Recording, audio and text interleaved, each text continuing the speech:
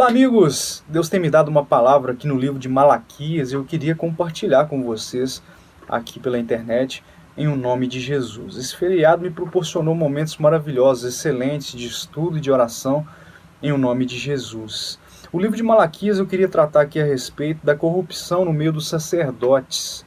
Os sacerdotes, segundo Malaquias, eles negligenciaram a adoração a Deus. Eles falharam em viver de acordo com a vontade de Deus. Eles eram corruptos. Como homens assim poderiam liderar a religião do o povo de Deus? Impossível. Aqueles homens sabiam o que Deus exigia, contudo seus sacrifícios eram indignos. E é isso que nós vamos estudar, porque isso levou a sérias consequências, refletiu no povo de Deus, no povo de Israel, nos judeus. E nós vamos estudar sobre isso. Eu vou tentar ser o mais breve e sucinto possível. O primeiro versículo que eu queria compartilhar está no primeiro capítulo de Malaquias, versículo 6. O filho honrará o pai e o servo ao seu senhor. E se eu sou o pai, Deus falando, onde está a minha honra?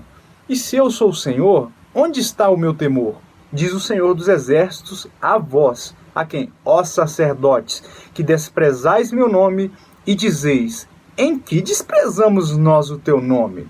Então, de cara, nesse primeiro versículo que eu estou lendo com vocês, a gente já identifica o orgulho, a arrogância e a falta, a ausência de arrependimento no coração daqueles homens, daqueles sacerdotes, os líderes da nação de Israel nos tempos de Malaquias. A indiferença é o primeiro ponto que eu quero tratar aqui com vocês. A indiferença em relação a Deus.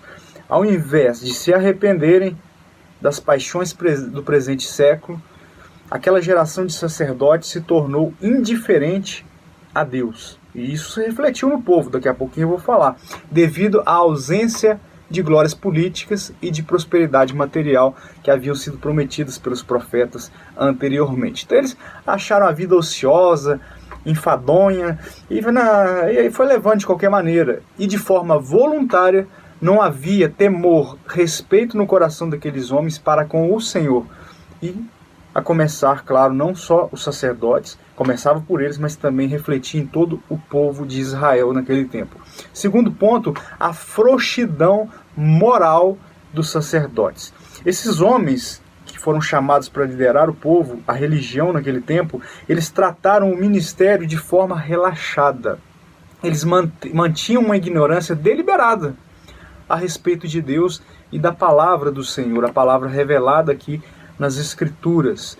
Então, todos os sacerdotes, meu irmão, deveriam, e atualmente, trazer para o nosso tempo, devem obrigatoriamente conhecer a palavra de Deus e ensiná-la com fidelidade, conhecer a exegese, respeitar a hermenêutica, o contexto histórico, e não os interesses de uma determinada denominação, e sim os interesses da palavra de Deus. Esta é a obrigação, mas aqueles homens, aqueles sacerdotes não faziam.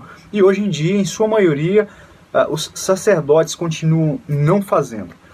E eles receberam, para piorar a situação, como oferta ao Senhor dos Senhores, aquilo que nenhum ser humano aí, ser humano qualquer, um presidente, um prefeito, um líder de célula, enfim, aceitaria. Mas eles estavam aceitando para o Senhor dos Senhores. Você pode conferir do versículo 7 aqui em diante até o versículo 14. Animais cegos, coxos, enfim. Eles aceitaram algo que fraudava a lei que está lá em Deuteronômio. Amém? Terceiro ponto, a corrupção era presente entre os sacerdotes. Então vamos lá, além deles aceitarem e oferecerem sacrifícios profanos ao nosso Deus, eles levaram outros, ou seja, o povo de Israel, os judeus, ao pecado. Raciocina, aqueles homens, como hoje os pastores são, eram mensageiros, anjos da igreja.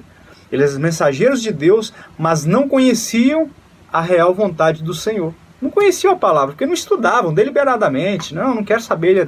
Eu sei que eu estou errado, mas eu não quero saber a vontade de Deus. Deixa a vida me levar, vida leva eu. Não conheciam a real vontade do Senhor, e essa falta de conhecimento, o meu povo perece porque ele falta conhecimento, disse Oséias. Essa falta de conhecimento fez com que eles levassem o povo de Deus, o povo de Israel, a se desviar. E, meu irmão, a coisa foi feia. Além disso, eles cometeram acepção de pessoas, permitindo que alguns judeus influentes ali, que favoreciam eles financeiramente, na política, etc., infringissem as leis de Deus. Malaquias 2, versículo 7 ao 9. Eu estou só citando, aí você vai vendo aí na sua casa depois, vai anotando, você pode estudar. Então eles infringiram as leis do Senhor, ofereceram sacrifícios imundos ao nosso Deus que é santo, e a ignorância dos sacerdotes, como eu já disse, era voluntária, deliberada, indesculpável. Não tem desculpa, meu irmão, para quem é preguiçoso, relaxado com as coisas de Deus, com a palavra do Senhor. Não tem desculpa. Você pode conferir capítulo 2, versículo 11 ao 16. Agora a gente vai adiante um pouquinho. Malaquias 3, versículo 8 e 9. Aqueles homens roubaram os dízimos e as ofertas da casa de Deus para si mesmos. Meu irmão, eles se tornaram arrogantes com todo esse pecado, porque o pecado ele endurece o coração do homem. O pecado daqueles sacerdotes e daquele povo endureceu o coração daqueles homens, e eles não admitiam que estavam errados, conforme a gente já viu lá no versículo 6 do capítulo 1. Você quer ver? Capítulo 3, versículo 13. As vossas palavras foram agressivas para mim, diz o Senhor, mas vós dizeis, que temos falado contra ti, Senhor? Vós dizeis, inútil é servir a Deus, que nos aproveitou termos cuidado em guardar os seus preceitos e andar de luto diante do Senhor dos exércitos. Soberba, arrogância, não se arrependiam dos pecados, não se curvavam, eram duros de serviço. O coração era duro, pedrificado pelo pecado.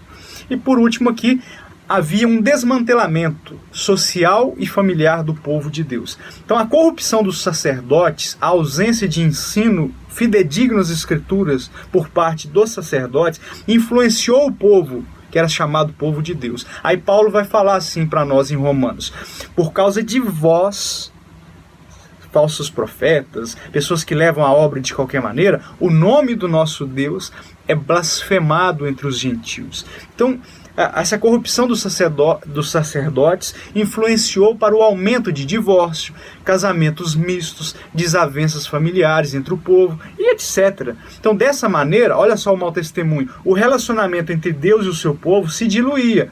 Ou seja, o mau testemunho prevalecia. A imagem de casamento monogâmico e indissolúvel que as escrituras nos ensinam também era destruída com a depravação e a perversão. Então, embora o povo e os sacerdotes não dissessem abertamente que rejeitavam a Deus, porque eles não assumiam que estavam errados, o negavam com seus frutos, o negavam vivendo como se ele não existisse. Ela em Tito fala sobre isso, confessam com a boca e o negam com as suas más obras. Conclusão, a Bíblia diz, meu irmão, que como ondas de aflição, um abismo chama outro abismo. Salmo 42, versículo 7.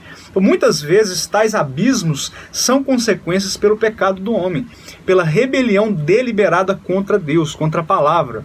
Aquela geração de lobos em pele de sacerdotes e seus bodes fantasiados de ovelhas contemplou as consequências do juízo e castigo de Deus. O Senhor chamou aquele povo, como tem chamado a nós também, ao arrependimento dos pecados.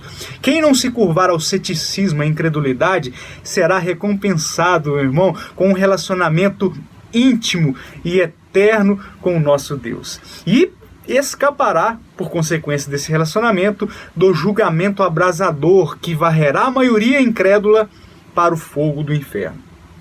Há tanta oportunidade para arrependimento e restauração quanto a possibilidade de rebelião e rejeição. Aquele povo fez a sua escolha. E você, meu irmão? Eu, Diego, eu escolho o amor e a obediência ao meu Senhor, ao Criador.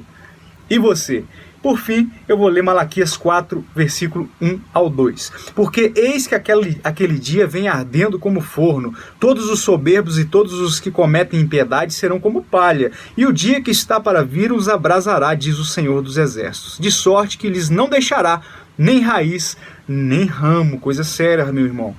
Versículo 2, agora a promessa para aquele que quer ser fiel, que escolhe a Deus, que escolhe o amor, a obediência, a soberania de Deus.